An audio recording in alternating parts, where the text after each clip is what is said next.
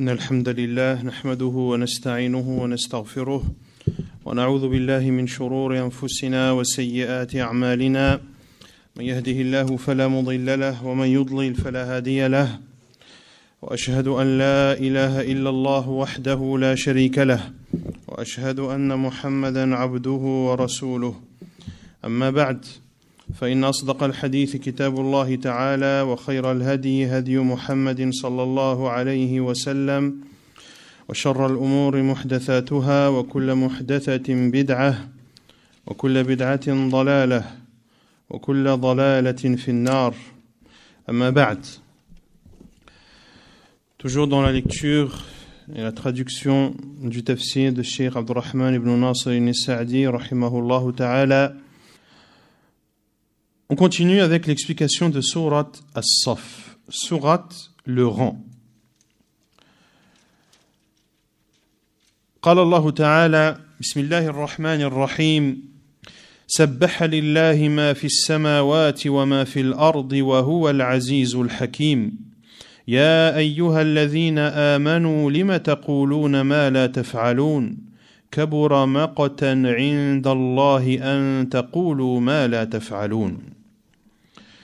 Allah subhanahu wa ta'ala dit dans Surat As-Saff selon le sens: ce qui est dans les cieux et ce qui est sur la terre glorifie Allah, et il est le Tout-Puissant, le Sage. Ô vous qui avez cru, pourquoi dites-vous ce que vous ne faites pas?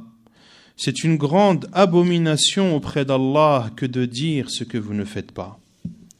قال الشيخ السعدي رحمه الله تفسير سورة الصف وهي مدنية وهذا بيان لعظمته تعالى وقهره وذل جميع الخلق له تبارك وتعالى وأن جميع ما في السماوات والأرض يسبحون بحمد الله ويعبدونه ويسألونه حوائجهم وهو العزيز الذي قهر الأشياء بعزته وسلطانه الحكيم في خلقه وأمره يا أيها الذين آمنوا لم تقولون ما لا تفعلون أي لم تقولون الخير وتحثون عليه وربما تمدحتم به وأنتم لا تفعلونه وتنهون عن الشر وربما نزهتم أنفسكم عنه وأنتم متلوثون به ومتصفون به فهل تليق بالمؤمنين هذه الحالة الذميمة أم من أكبر المقت عند الله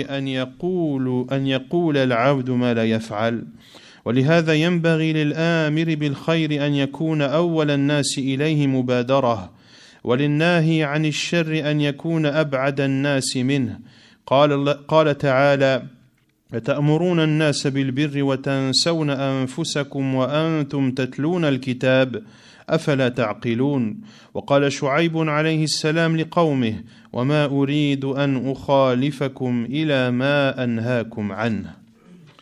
Il dit rahimahullah, ceci est une explication et une clarification de l'immensité d'Allah subhanahu wa ta'ala et de sa suprématie et le fait que l'ensemble des créatures sont soumises à Allah subhanahu wa ta'ala et que l'ensemble de ce qu'il y a dans les cieux et la terre glorifie Allah azza wa jal par sa louange.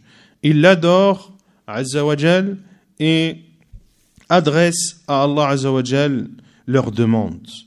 Wa huwa al-aziz, le tout-puissant, celui qui a le dessus sur toute chose par sa force et son pouvoir subhanahu wa ta'ala. Al-Hakim, le tout sage dans sa création et dans ses commandements. Puis Allah azza wa jal dit: ô vous qui avez cru, pourquoi dites-vous ce que vous ne faites pas? C'est-à-dire, pourquoi dites-vous le bien? Et pourquoi encouragez-vous à faire le bien? وَرُبَّمَا تَمَدَّحْتُمْ بِهِ. Et il est possible même que vous vous en vantiez alors que vous ne le faites pas. Alors que vous ne faites pas, c'est-à-dire ce bien. Et vous interdisez le mal. Et il est même possible que vous le niez à vous-même. C'est-à-dire que vous dites que ce mal, vous ne le faites pas, alors que vous en êtes imprégné et que ce mal vous caractérise. Est-ce que cette situation est digne d'un croyant, ou bien cela est-ce une grande abomination auprès d'Allah que de dire ce que vous ne faites pas? Et c'est pour cela qu'il est demandé à celui qui ordonne le bien d'être parmi les premiers à le faire, et à celui qui interdit un mal d'être la personne qui s'en éloigne le plus. Allah Azza wa Jalla a dit dans Surat Al-Baqarah, le verset 44, « Commanderez-vous aux gens de faire le bien et vous oubliez vous-même de le faire alors que vous récitez le livre? Êtes-vous dépourvu de raison ?» Et Shu'aib alayhi salam a dit à son peuple, « Je ne veux nullement faire ce que je vous interdis. » ثم قال تعالى إن الله يحب الذين يقاتلون في سبيله صفا كأنهم بنيان مرصوص.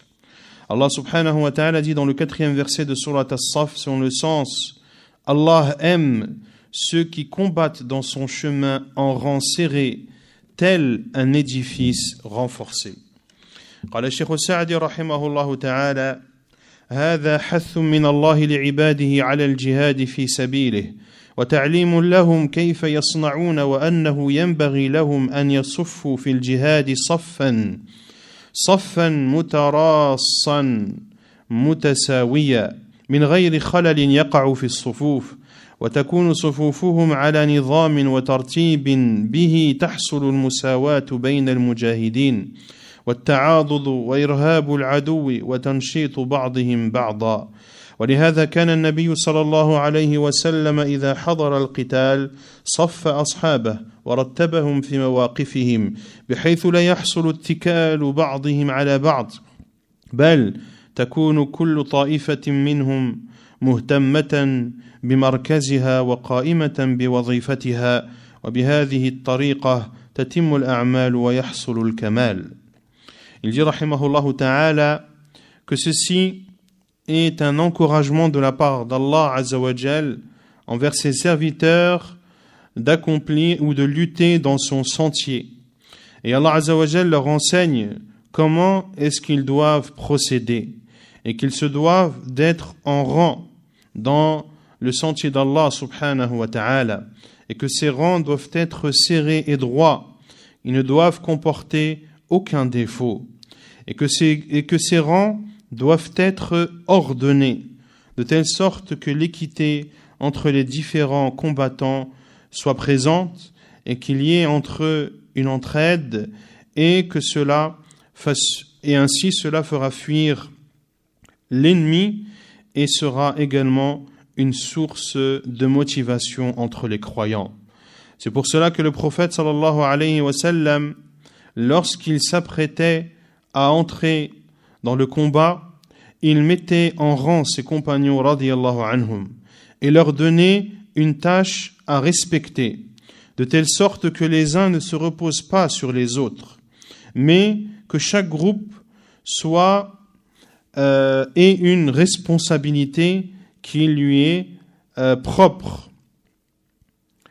Et c'est de cette façon que peuvent se conclure les actions de façon parfaite.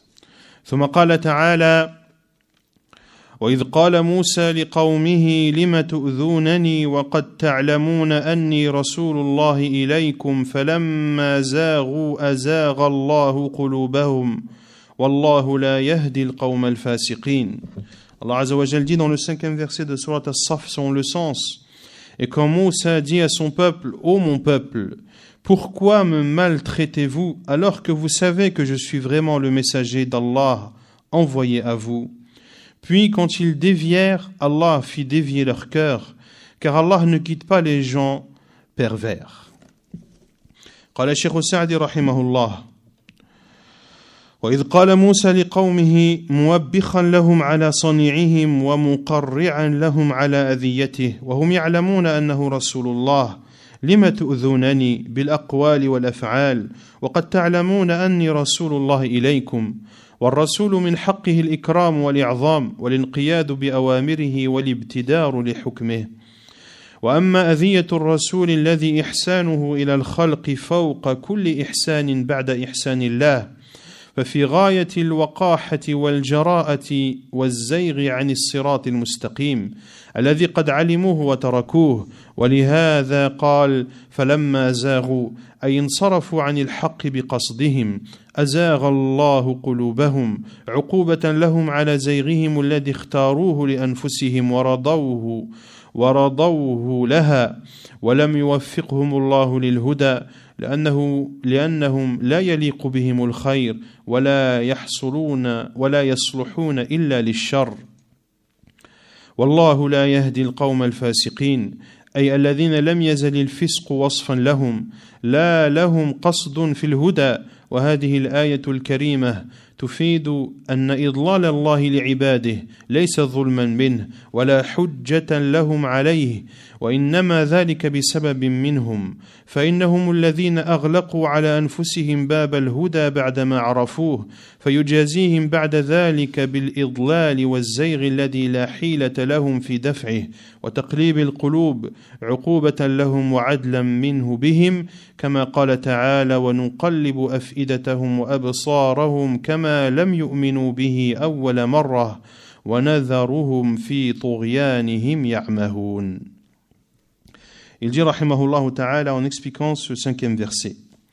Et lorsque Moussa dit à son peuple, en leur reprochant ce qu'ils ont fait et en les blâmant sur le fait qu'ils le maltraitent, alors qu'ils savent pertinemment que c'est l'envoyé d'Allah, lima tu'udhunani, pourquoi me maltraitez-vous à travers des paroles et des actes alors que vous savez que je suis vraiment le messager d'Allah à vous. Et le prophète, son droit est qu'il soit honoré et que ses ordres soient obéis. Quant au fait de porter atteinte au prophète, dont la bienfaisance envers les créatures est au-dessus de toute bienfaisance hormis la bienfaisance d'Allah. C'est donc une immense impudence et c'est une déviance du droit chemin que de porter atteinte à un prophète dont ils savent qu'il est prophète, mais malgré cela, ils l'ont délaissé. C'est pour cela qu'Allah Azza wa Jalla a dit par la suite « Falamma zaru » puis quand ils dévièrent, c'est-à-dire lorsqu'ils ont dévié de la vérité en tout état de cause.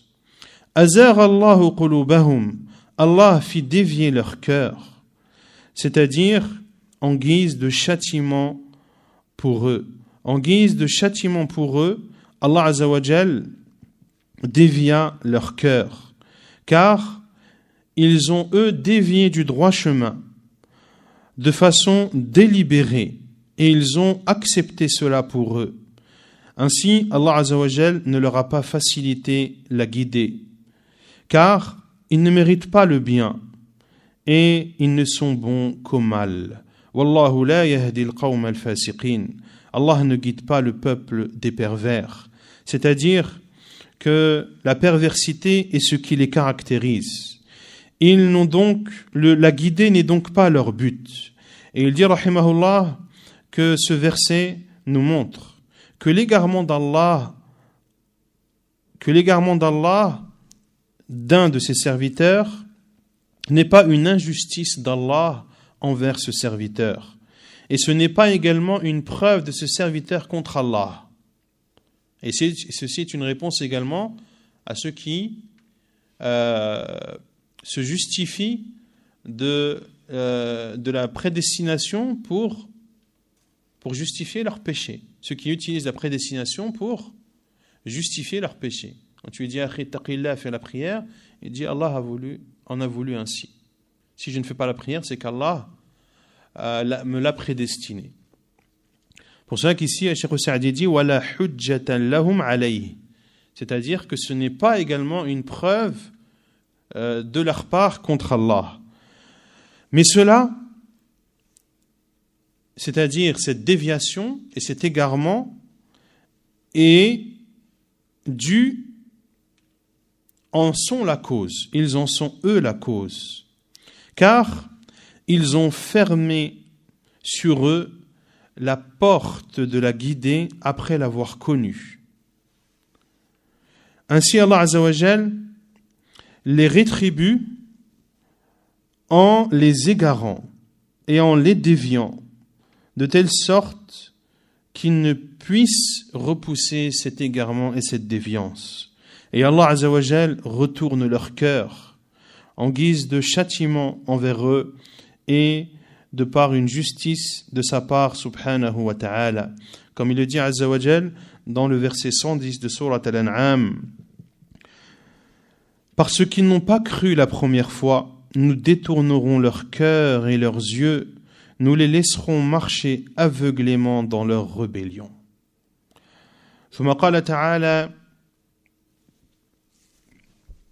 وإذ قال عيسى بن مريم يا بني إسرائيل إني رسول الله إليكم مصدقا لما بين يدي من التوراة ومبشرا برسول يأتي من بعد اسمه أحمد فلما جاءهم بالبينات قالوا هذا سحر مبين ومن أظلم ممن افترى على الله الكذب وهو يدعى إلى الإسلام والله لا يهدي القوم الظالمين يريدون ليطفئوا نور الله بأفواههم والله متم نوره ولو كره الكافرون هو الذي أرسل رسوله بالهدى ودين الحق ليظهره على الدين كله ولو كره المشركون. Puis Allah subhanahu wa ta'ala dit, selon le sens dans les versets 6 à 7 de Surat As-Saff: Et quand Isa, fils de Marie, dit: Ô enfants d'Israël, je suis vraiment le messager d'Allah envoyé à vous, confirmateur de ce qui, dans la Torah, est antérieur à moi, et annonciateur d'un messager à venir après moi, dont le nom sera Ahmed. Puis, quand celui-ci vint à eux avec des preuves évidentes, ils dirent: c'est là une magie manifeste.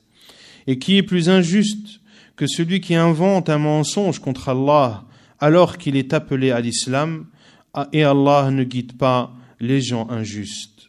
Ils veulent éteindre par leur bouche la lumière d'Allah, alors qu'Allah parachèvera sa lumière, n'en déplaise aux mécréants. C'est lui qui a envoyé son messager avec la guidée et la religion de vérité, pour la placer au-dessus de toute autre religion, en dépit de l'aversion des polythéistes. قال الشيخ السعدي رحمه الله: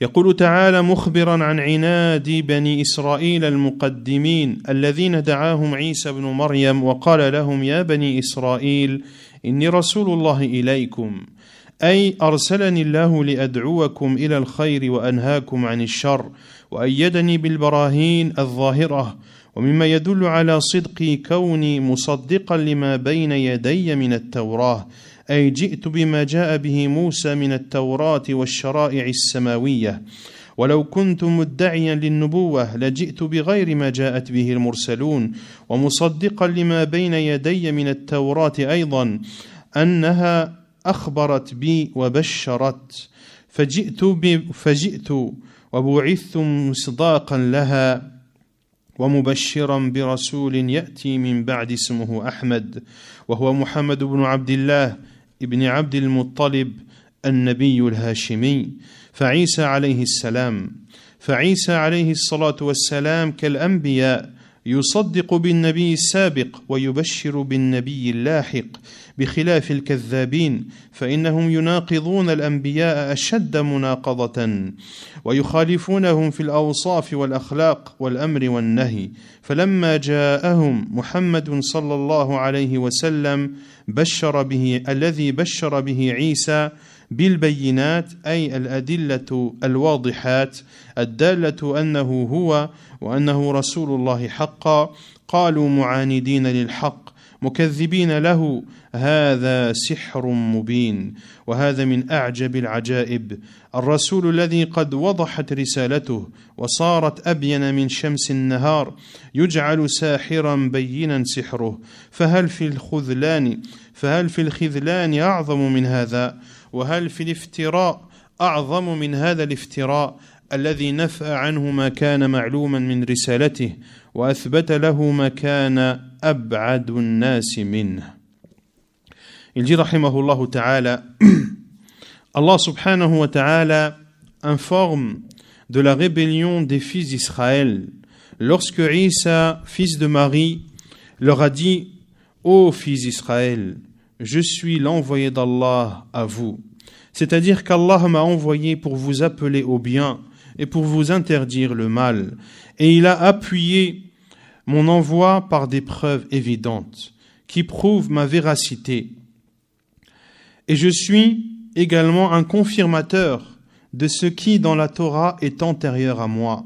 C'est-à-dire que je suis venu avec ce avec quoi est venu Moussa dans la Torah, comme législation divine.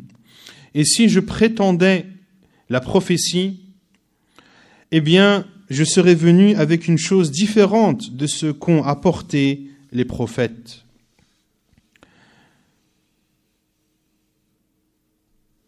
Et je considère véridique également, je suis confirmateur également de ce qui a été révélé avant moi dans la Torah.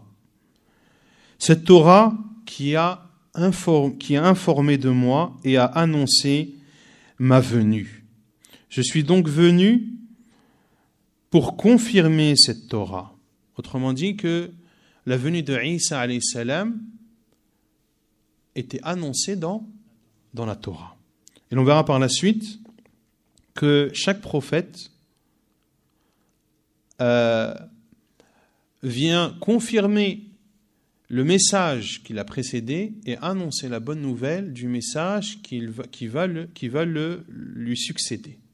Hormis notre prophète Mohammed sallallahu alayhi wa sallam, car c'est le dernier des prophètes.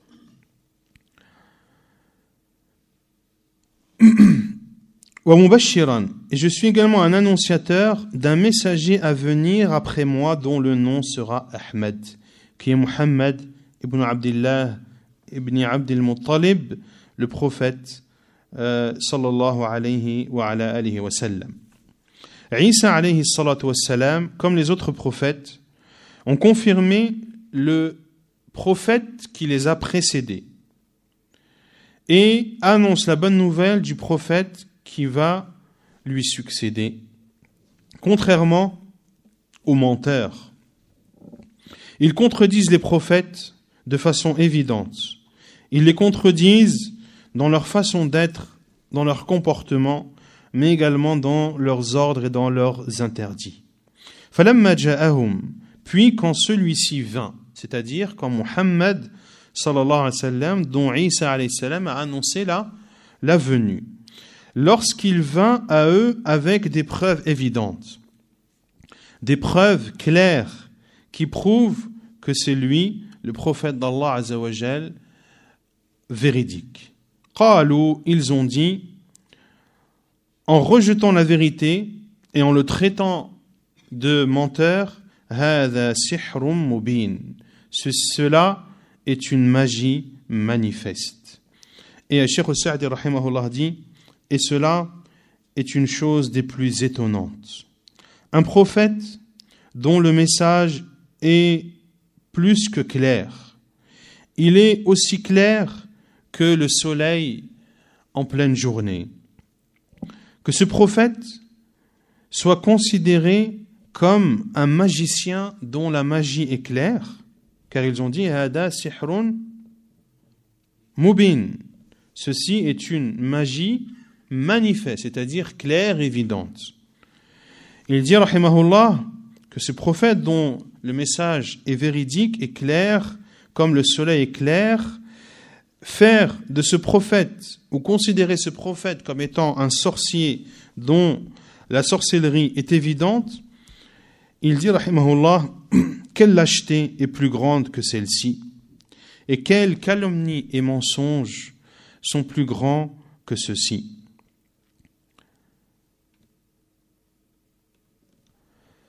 ثم قال رحمه الله ومن أظلم ممن افترى على الله الكذب بهذا وغيره والحال أنه لا عذر له وقد انقطعت حجته لأنه يدعى إلى الإسلام ويبين له ببراهينه وبيناته والله لا يهدي القوم الظالمين الذين لا يزالون على ظلمهم مستقيمين لا تردهم عنه موعظة ولا يزجرهم بيان ولا برهان خصوصا هؤلاء الظلمة القائمين بمقابلة الحق ليردوه ولينصروا الباطل ولهذا قال الله عنهم يريدون ليطفئوا نور الله بأفواههم أي بما يصدر منهم من المقالات الفاسدة التي يردون بها الحق وهي لا حقيقة لها بل تزيد البصير معرفة بما هم عليه من الباطل والله متم نوره ولو كره الكافرون أي قد تكفل الله بنصر دينه وإتمام الحق الذي أرسل به رسله وإشاعة نوره على سائر الأقطار ولو كره الكافرون وبذلوا بسبب كراهتهم كل سبب يتوصلون به إلى إطفاء نور الله فإنهم مغلوبون وصاروا بمنزلة من ينفخ عين الشمس بفيه ليطفئها فلا على مرادهم حصلوا ولا سلمت عقولهم من النقص والقدح فيها. Puis il dit rahimahullah, la parole d'Allah Azza wa Jal, et qui est plus injuste que celui qui invente un mensonge contre Allah par ceci ou autre, c'est-à-dire en prétendant que le prophète sallallahu alayhi wa sallam est un sorcier. Qui est plus injuste que celui qui invente un mensonge contre Allah par ceci, c'est-à-dire par ce qui a été cité précédemment, ou par toute autre forme de mensonge, alors que ces personnes n'ont pas d'excuse. Car Allah Azza wa Jalla dit yud'a ila al-islam wa huwa yud'a ila al-islam, alors qu'il est appelé à l'islam.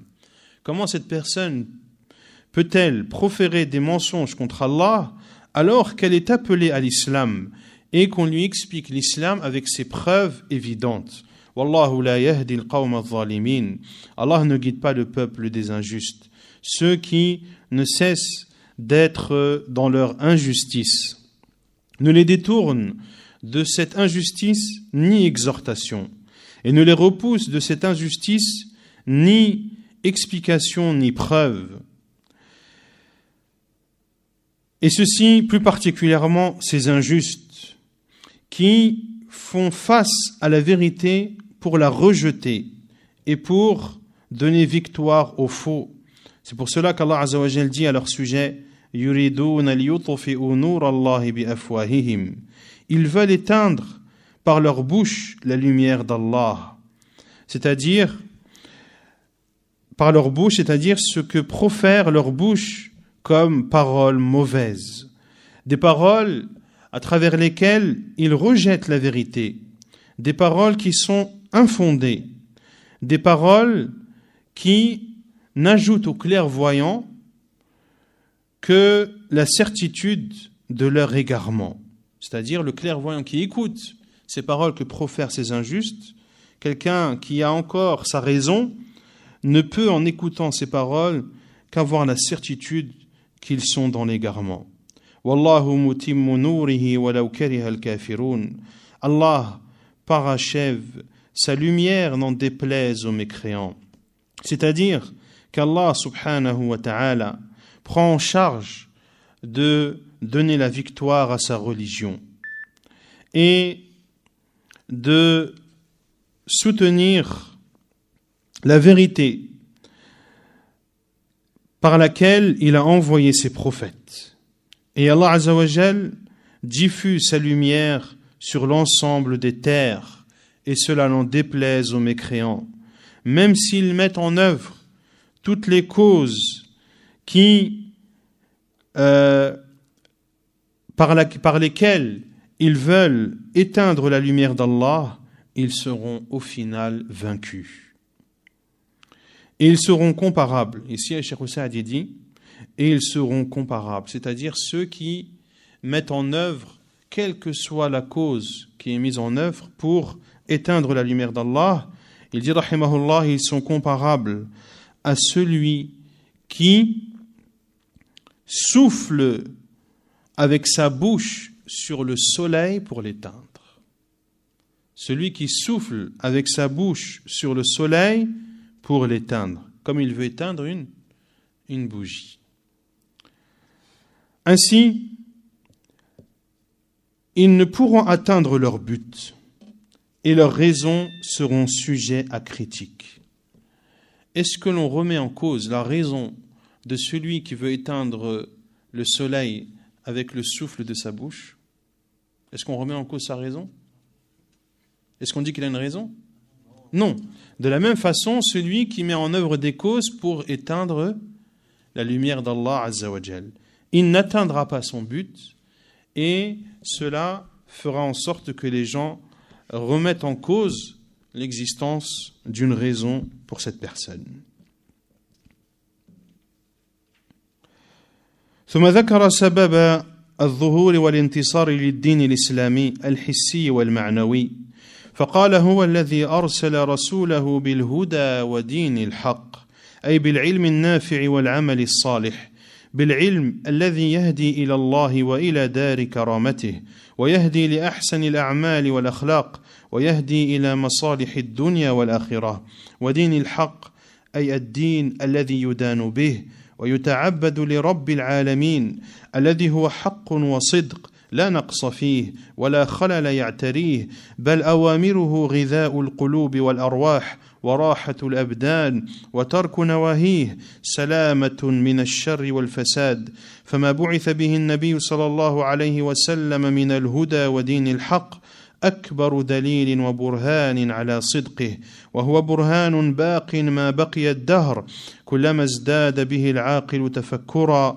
ازداد به فرحا وتبصرا ليظهره على الدين كله أي ليعليه على سائر الأديان بالحجة والبرهان ويظهر أهله القائمين به بالسيف والسنان فأما نفس الدين فهذا الوصف ملازم له في كل وقت فلا يمكن أن يغالبه مغالب أو يخاصمه مخاصم إلا فلجه وبلسه وصار له الظهور والقهر وأما المنتسبون إليه فإنهم إذا قاموا به واستناروا بنوره واهتدوا بهديه في مصالح دينهم ودنياهم فكذلك لا يقوم لهم أحد ولا بد أن يظهروا على أهل الأديان وإذا ضيعوه واكتفوا منه بمجرد الانتساب إليه لم ينفعهم ذلك وصار إهمالهم له سبب تسليط الأعداء عليهم ويعرف هذا